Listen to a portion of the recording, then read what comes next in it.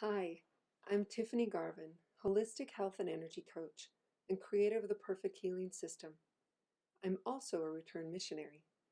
I know about the joys, the power of the gospel to create miracles, and the satisfaction of seeing people's lives improve as they live the gospel. I also know the challenges, disappointments, fears, and anxieties that come with this amazing role. The simple yet profound technique that I'm about to share with you is one that I wish I had when I was serving. Life as a missionary might have been dramatically different for me. As missionaries, we have several tools in our so-called toolbox to help us through the challenges of serving. We have the Spirit, the Scriptures, companions, prayer and meditation. We even have districts and district leaders, mission presidents and mission moms, letters from home, and more. Unfortunately, there are times when even all of these wonderful resources don't seem to help with what we're struggling with, or we have a hard time feeling like we can apply or access them effectively. It's discouraging and even confusing. We start asking ourselves, what am I doing wrong? What's wrong with me? While sometimes there are some medical or clinical reasons for our struggles, often we just need a little boost to help us get back on top and keep going.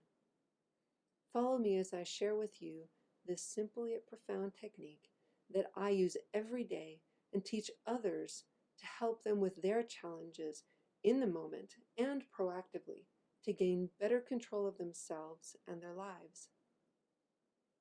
This technique is no way meant to replace any of the invaluable resources you have in place already. It's meant to supplement them. So let's see what it would look like. I know what it's like to go to a scheduled appointment only to have no one answer the door. At first, it's confusing and disappointing. After 20 times, it can be really frustrating or even devastating. After you say a prayer to try to pull yourself together and start tracting, this is a great time to plug in this technique to help you lift yourself back up. When you're not used to a roommate, or your companion has a few special habits that aren't your favorite, this can lead to contention or hard feelings. Again, after you consult your favorite resource, add in this technique to finish calming those frustrations so you can get back to work. What if you hear bad news from home? You're thrown for a loop and feel lost, maybe even overwhelmed. You say a prayer, seek some wise counsel from your ever-wise district leader, and then use this technique to help you regain focus and clarity on your path. So are you ready to hear about the technique? Great. Here's what you do. When you're in that moment, feeling those emotions, follow these 3 steps. Pause and recognize the feeling. It only takes a second. Next, say in your mind, release, and take a deep breath. Then, reevaluate and repeat if necessary. I know it may sound simple, but I promise you it can be profound. Through the power of your intention, your faith, you give permission to your body to let the feelings go and be able to move forward. You don't have to stay feeling miserable. You can move past those feelings and feel light again.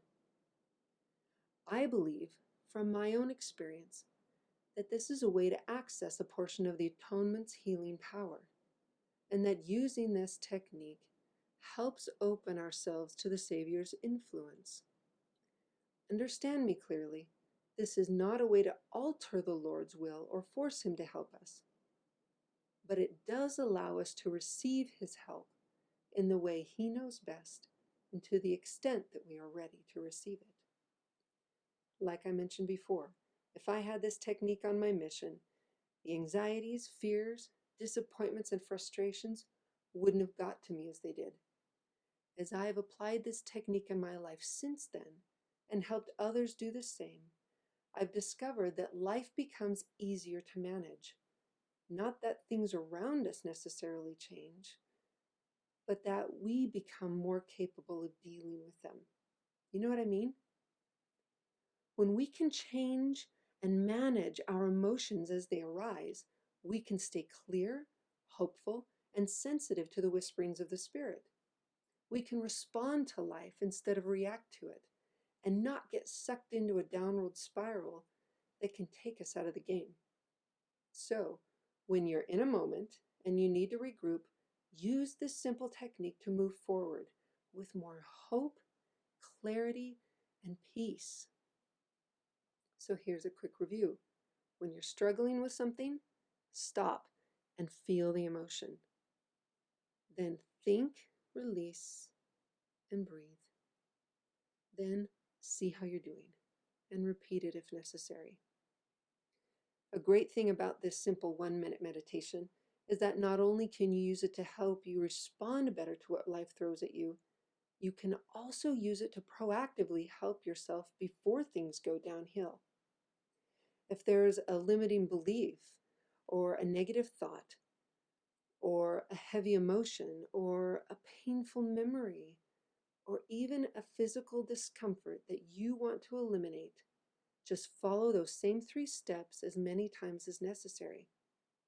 You can do this while getting ready, walking to your next house to knock on the door, going to your next appointment, or whenever. All right, I invite you to give it a try. Don't reject it because it seems too simple. I mean, we know too well about those who weren't willing to simply look at a serpent on a staff and live. This might be exactly the extra tool that you need to help you get through some of the most challenging but eventually rewarding experiences of your life. You can do this.